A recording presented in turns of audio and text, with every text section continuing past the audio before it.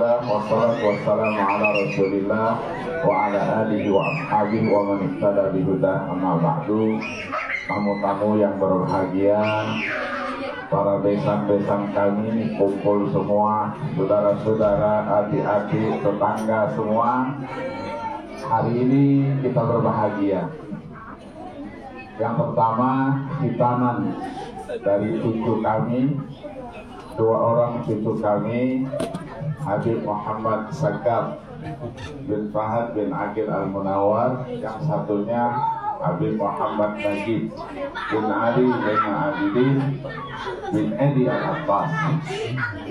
Dan juga hari ini kita syukuran, saya mau dapat cucu lagi, amin, cucu lagi dari Hussein bin Aqil Al-Munawar yang sekarang masih bertugas, belum sempat pulang, nanti tanggal 3 baru pulang dari Samarinda, Balikpapan, karena PHM Pertamina Hulu Mahakam. Beliaulah yang mencari sumber-sumber minyak di laut. Insya Allah nanti 3 Januari akan kembali di sini, dan kita hari ini selamatan 7 bulanan dari calon putra putri kedua dari Habib Hussein bin Aqil Al-Munawar.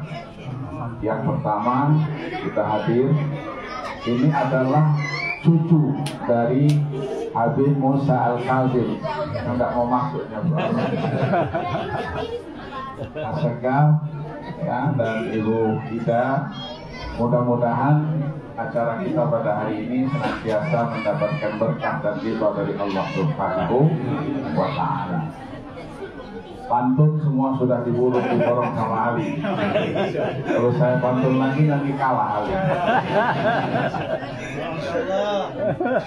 Iya, hari ini kita melaksanakan salah satu daripada syiar Islam, khitan.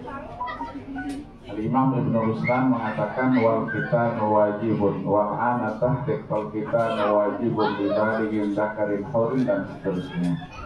Ini adalah sunnah Nabi Allah Ibrahim alaihi salatu wassalam, yang kemudian menjadi sunnah juga bagi kita umat Nabi Muhammad sallallahu alaihi wasallam. Khitan artinya fitrah. Fitrah itu artinya kebersihan. Jadi orang yang khitan adalah orang yang bersih. Yang pertama, dihindarkan dari penyakit kanker penis. Yang kedua, melaksanakan sunnah. Yang ketiga, memberikan kekuatan lahir dan batin dengan khitan itu. Yang diperbincangkan itu hanya khitan wanita saja. Ribut ya, orang-orang barat ribut karena khitan wanita katanya itu pelanggaran HAM. Padahal hanya lebih kecil dari laki-laki. Laki-laki ada yang dipotong. Kalau yang perempuan kan tidak ada yang dipotong, hanya dibuang sedikit saja. Ya, ini pemikiran mereka, silahkan saja. Yang penting bagi kita melaksanakan sunnahnya Nabi kita Muhammad sallallahu alaihi wasallam. Tadi dikatakan Nabi kita ketika sudah lahir ulida maktunan, ya, sudah terkhitan. Yang khitannya siapa? Malaikat. Ya, banyak dari anak-anak atau cucu-cucu dari aulia dan sholihin. Ya, salah satunya cucunya Habib Ali bin Ahmad bin Muhammad Pak Hussein, anak daripada almarhum Sahal bin Ahmad bin Ali bin Ahmad bin Muhammad Pak Hussein. Lahir sudah dikhitan. Ya, sudah dikhitan. Ini anaknya Faisal juga, ini sudah dikhitan juga tadi itu. Tadi Omar, mana Omar? Omar sini Omar. Ini sudah dikhitan juga. Ya, maka kita bingung. Sudah dikhitan juga tadi itu. Maka kita konsultasikan apakah perlu dikhitan lagi ataukah tidak. Ya, sudah lengkap. Ini kekuasaan Allah Subhanahu wa Ta'ala. Yang kedua, syukuran. Ya, syukuran mau dapat cucu lagi. Ya, cucu lagi, insya Allah sehat walafiat. Jadi saya yang bertemu dengan anaknya Habib Sagaf bin Alwi As-Sagaf di Lampung. Kalau Ali tadi bongkar lulu, saya bongkar namanya Bu Fatimah. Iya, saya ketemu dan saya menikah sudah 42 tahun. 42 tahun. Ini berkat berkawan. Lama kita terputus. Kebetulan ibu saya adalah keponakan beliau. Tapi karena beliau kemana ke Lampung, kita masih di Palembang, yang terserahlah kemana-mana itu akhirnya bertemu dengan kakak beliau almarhum Habib Alwi bin Sagaf As-Sagaf. Ini semua anak-anaknya semua, ya. Yang akhirnya ketika liburan saya diajak ke Lampung bertemu dengan Habib Sagaf dan Ibu Ummu Kalsum binti Muhammad Mahfud. Ketemu, nggak tahu lah ya, seperti tadi itu tergoncang hati saya. Tergoncang hati saya. Tapi yang ngintipin bukan saya yang mengintip beliau, tapi beliau yang ngintip saya. Jadi berbalik itu Bu Fatimah.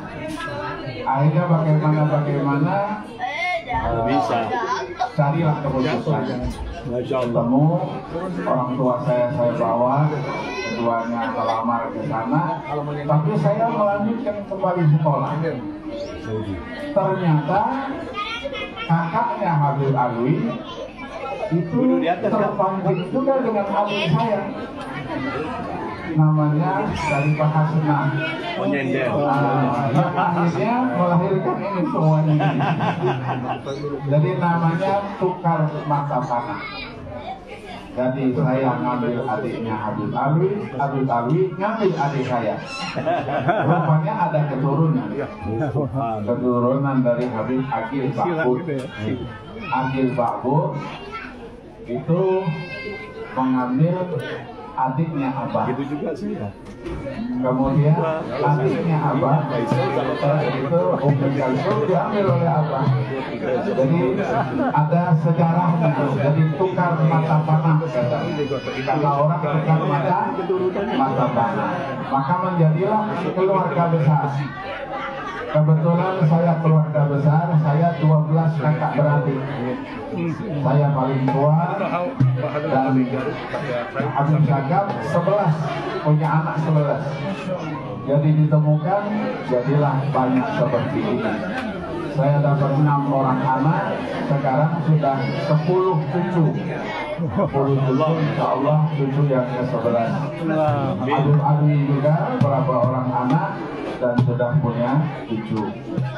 Inilah yang pada hari ini kita syukuri nikmat Allah Subhanahu wa Ta'ala. Orang yang mensyukuri nikmat itu wajib hukumnya, karena terlalu banyak nikmat yang Allah berikan kepada kita. Ada yang kita minta, ada yang tidak kita minta. Maka kalau kita membaca Al-Quran, ada 2 kali Allah sebutkan wa in ta'uddu ni'matallahi la tuhsuha. 1 kali dalam ayat 34 surah Ibrahim, 1 kali ayat 18 surah An-Nahl. Sesekali ketika membaca ayat itu diperhatikan tulisannya tidak sama. Nikmat itu tidak sama. Yang satu di dalam surah Ibrahim taknya terbuka begini, nikmat. Yang dalam surah An-Nahl taknya tertutup marbuthah. Apa rahasia itu? Kata para ulama menggunakan ilmu bedah namanya Rasmil Quran. Rasm, kalau dia terbuka maka dia masuk dalam kategori kata kerja. Kata kerja itu diikat oleh waktu. Dulu, sekarang, akan datang. Kalau dia tertutup, maka dia termasuk kata benda. Kata benda tidak diikat dengan waktu. Begitu hebatnya Allah Subhanahu wa Ta'ala memberikan gambaran kepada kita bahwa dulu Allah sudah beri kepada kita nikmat. Sekarang Allah beri kepada kita nikmat. Nanti Allah juga beri kata-kata nikmat. Maka tidak terhitung nikmat Allah Subhanahu wa Ta'ala. Salah seorang qori terkenal Mesir namanya Syekh Muhammad Rif'at. Orangnya cacat netra, tapi alim, seorang hafiz. Ketika dia baca ayat 34 surah Ibrahim, wa atakum min kulli ma sa'altumuh wa in ta'uddu ni'matallahi la tuhsuha innal insana lazalumun kafar. Ketika dia baca, dia berhenti, wa atakum min kull ma sa'altumuh. Padahal dalam Al-Quran kan tidak ada tandanya, tidak ada tanda wakafnya. Inilah orang yang baca Quran yang punya ilmu. Ketika turun, beliau diprotes. Kenapa tadi Syekh berhenti minkul? Masa al-tumuh dilanjutkan? Kenapa tidak disambungkan? Kata beliau, itulah kehebatan Al-Quran. Ma itu bisa dia kata penyambung, bisa juga ma itu istifhamiyah, pertanyaan. Kamu minta, tidak kamu minta, Allah berikan nikmat itu kepada kamu. Inilah nikmat Allah. Sekecil apapun, Allah firmankan, wa itta'adzana rabbukum la in syakartum la azidannakum wa la in kafartum inna adzabi lasyadid. Jadi kalau kita mensyukuri nikmat itu, artinya menampakkannya ke permukaan. Kalau kufur terhadap nikmat berarti menutupinya. Menutup-nutupi siapa yang memberikan nikmat itu. Nah, sementara yang memberikan nikmat semuanya adalah Allah Subhanahu wa Ta'ala. Jadi kita harus syukuri. Cara mensyukuri nikmat, kita selalu mengingat Allah Subhanahu wa Ta'ala. Zikir, kita sering menyebut namanya. Kapanpun dan dimanapun kita berada, kita selalu ingat kepada pemberi nikmat Allah Subhanahu wa Ta'ala. Saya juga mewakili Suami Baik menyampaikan ucapan terima kasih yang sebesar-besarnya atas keringanan langkah dari bapak-bapak dan ibu-ibu sekalian menghadiri acara pada hari ini. Semoga Allah Subhanahu wa Ta'ala memberikan berkah dan ridhonya kepada kita semua. Amin. Tadi disampaikan kalau ada kekurangan di sana sini, kami pun mohon maaf yang sebesar-besarnya, karena tidak ada yang sempurna kecuali Allah Subhanahu wa Ta'ala. Terima kasih. Wassalamualaikum warahmatullahi wabarakatuh. Waalaikumsalam.